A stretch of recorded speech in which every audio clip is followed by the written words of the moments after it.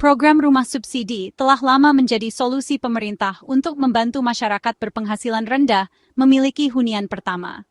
Dengan harga yang terjangkau dan proses kepemilikan yang dipermudah, banyak keluarga akhirnya bisa mewujudkan impian memiliki rumah sendiri. Namun, di balik kemudahan ini, muncul tantangan baru yang tak kalah besar. Rumah tipe 36 meter persegi yang ditawarkan seringkali dianggap terlalu sempit, terutama bagi keluarga yang sedang bertumbuh.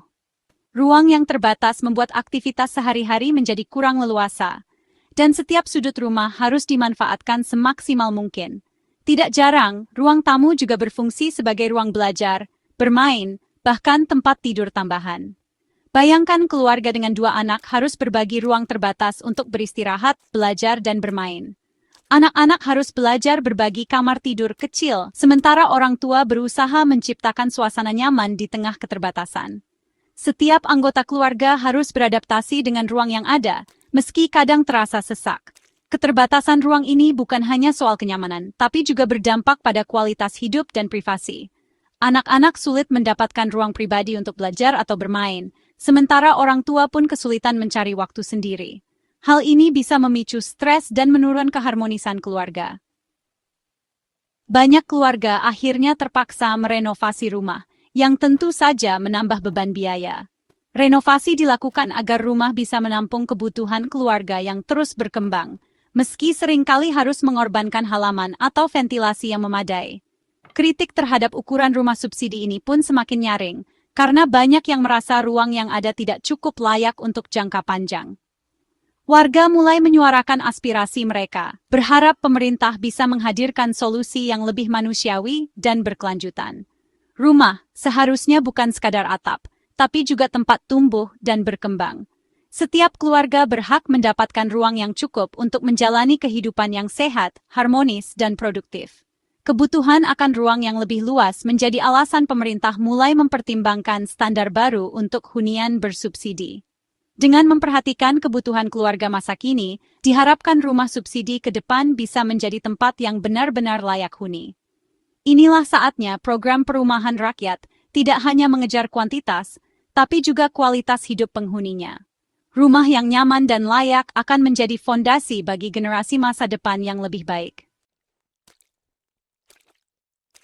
Menjawab keresahan soal rumah sempit, banyak keluarga muda di Indonesia menghadapi tantangan besar dalam mencari hunian yang layak dan terjangkau. Selama ini keterbatasan ruang menjadi masalah utama, terutama bagi keluarga yang sedang berkembang dan membutuhkan ruang lebih untuk beraktivitas sehari-hari. Untuk mengatasi hal ini, pemerintah mengusulkan rumah subsidi vertikal dengan ukuran maksimal 45 meter persegi. Konsep ini diharapkan menjadi solusi inovatif bagi masyarakat urban yang membutuhkan hunian nyaman di tengah keterbatasan lahan.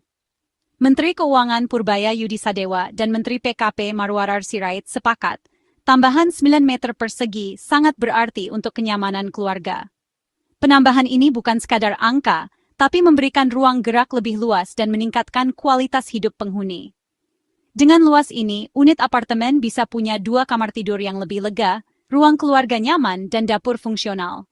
Anak-anak bisa belajar dan bermain dengan leluasa, sementara orang tua tetap memiliki privasi. Prinsip utamanya adalah kelayakan dan kesehatan penghuni.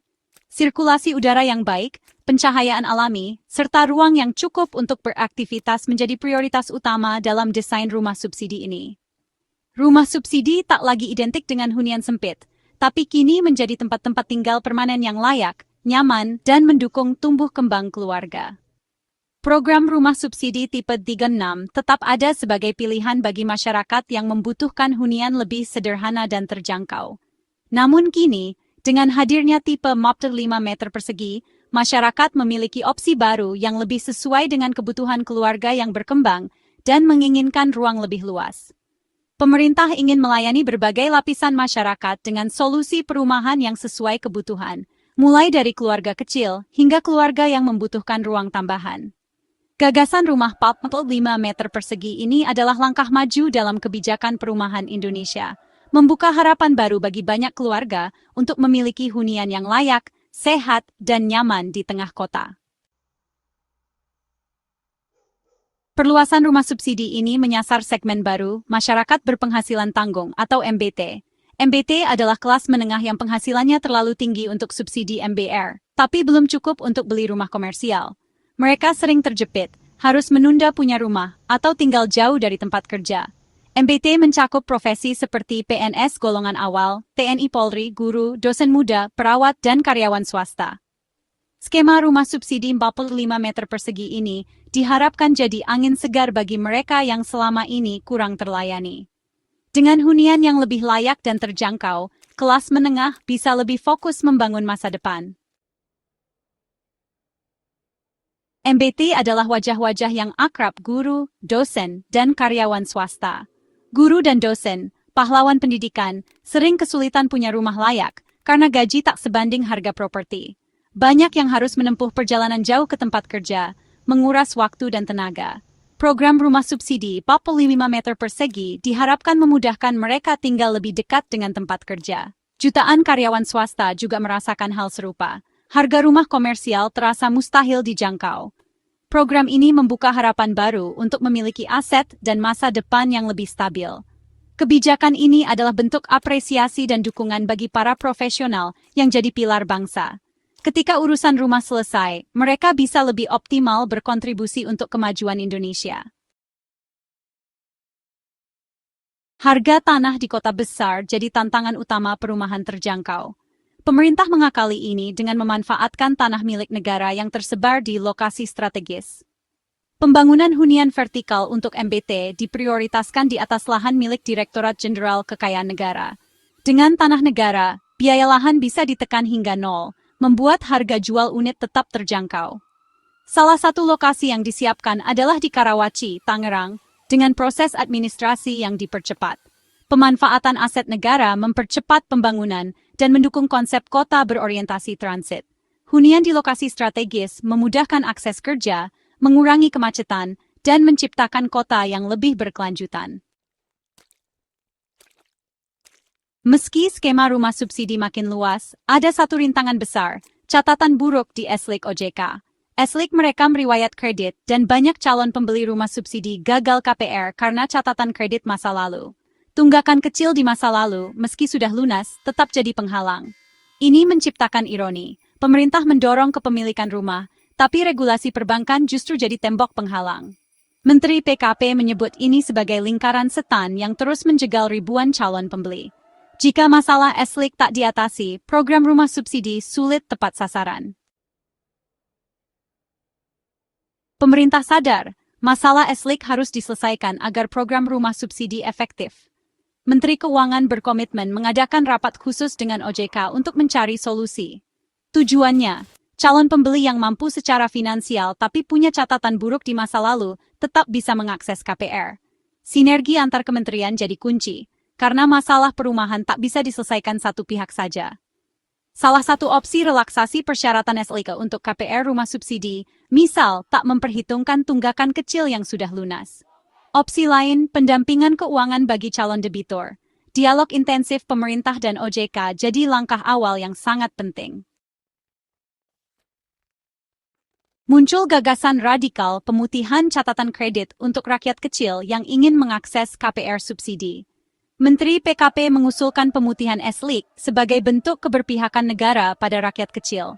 Banyak catatan buruk berasal dari pinjaman kecil karena kondisi mendesak atau kurang literasi keuangan. Menjadikan kesalahan kecil sebagai penghalang permanen dianggap tidak adil.